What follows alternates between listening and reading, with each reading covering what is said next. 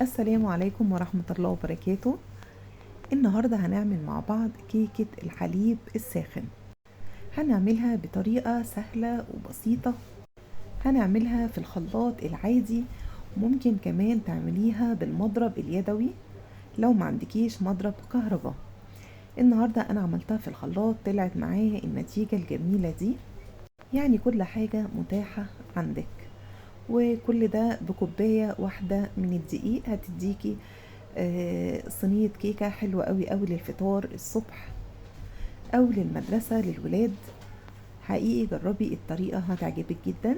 نبدأ بسم الله ونشوف الطريقة. معايا بيضتين بدرجة حرارة الغرفة، ما يكونوش طالعين من التلاجة، وكوباية واحدة من الدقيق، كوباية الا ربع سكر. المقادير دي يا جماعة لصينية صغيرة. ونص كوباية لبن، ونص كوباية زيت ذرة، معلقة صغيرة بيكنج باودر، وكيس فانيليا، معلقتين زبدة أو سمنة أو زيت نباتي المتاح عندك. في الخلاط هننزل بالبيضتين بالشكل ده، وهنضيف عليهم السكر، وهنضيف على السكر كيس الفانيليا، ونص كوباية الزيت، وهنضربه في الخلاط يعني لمدة دقيقة كده أو دقيقتين، لغاية ما لون البيض الأصفر ده يتغير، يفتح معايا، يديني لون كريمي كده أبيض، واحس ان السكر خلاص تلاشى، ما بقاش فيه حاجة خشنة في الخليط. اتأكدت من كده، صبيناها في بولة. شايفين لون البيض بالسكر بالزيت بقى عامل ازاي؟ لونه اتغير، ده اللي انا عايزاه. هنفضيه في بولة، وهنبدأ نضيف الدقيق طبعا على مراحل، مش مرة واحدة. بنحط نص كوباية، وبالمضرب اليدوي بنقلب كويس قوي لغاية ما الدقيق يختلط بالعجينة السايلة بتاعتي.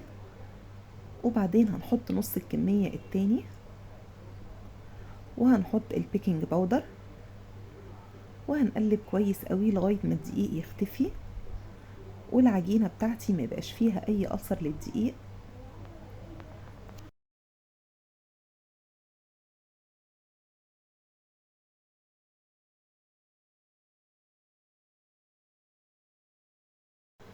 الخطوة اللي بعد كده هجهز الحليب المغلي.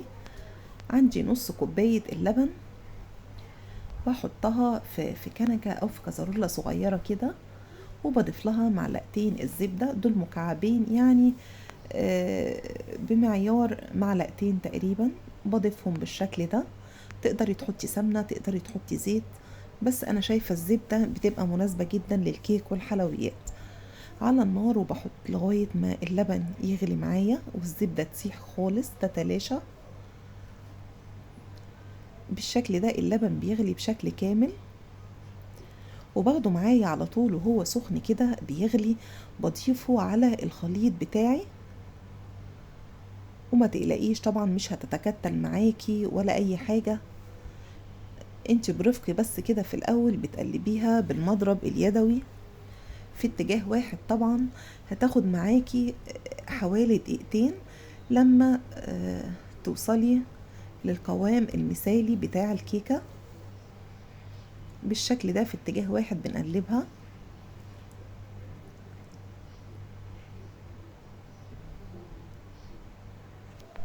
ما انت توقفيش عن التقليب طبعا بشكل مستمر كده لمدة دقيقتين تقريبا زي ما قلتلك.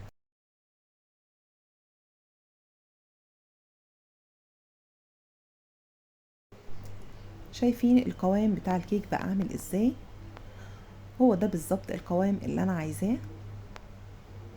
هي كده جاهزة معايا اني اصبها في الصينية او في القالب اللي هعمل فيه الكيك. هسوي فيه. معايا صينية متوسطة تقريبا 26 مقاس 26. هنا انا دهناها بالزبدة، تقدري تدهنيها من النص كده من تحت، والجناب بسمنة او زبدة او زيت، وتعفريها بالدقيق برضو من تحت والجناب، وتتخلصي طبعا من اي دقيق زيادة معاكي عشان ما يحرقش الكيكة من تحت ويغير لونها اثناء السوا. وبصب الخليط بتاعي بالشكل ده. وبخبطها كده عشان لو فيها اي فراغات طبعا تخرج. وبالستيك بتاع الشيش بعمل فيها التموجات دي عشان تستوي كلها سوا واحد، ما يكونش فيها جزء عالي وجزء واطي. وفي فرن البوتاجاز في الرف الوسطاني بسيبها بالظبط 30 دقيقة. دي قعدت معايا بالظبط نص ساعة، ما فتحتش عليها الفرن غير بعد نص ساعة. طلع بالشكل واللون ده. هقلبها في طبق التقديم زي ما انتوا شايفين، لونها حلو جدا وهي كده. انا محتاجة اللون دوت ومستوية سوا مثالي. وطبعا ما لزقتش معايا ولا حاجة عشان الصينية زي ما قلت لكم بتدهنيها وتعفريها بالدقيق. شايفين هشة وخفيفة قوي ازاي؟ يعني اخف كيك بجد ممكن تعمليه وفي الخلاط، مش محتاج اي حاجة تانية معاكي.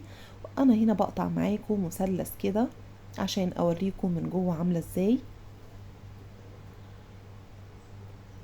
بسم الله ما شاء الله، يعني عالية وهشة كده واسفنجية جدا. خلصت وصفتنا النهاردة وخلصت الكيكة بتاعتنا. اتمنى يكون الفيديو عجبكم، ولو انت معايا للجزء ده من الفيديو اتمنى ما تنسيش اللايك والاشتراك في القناة.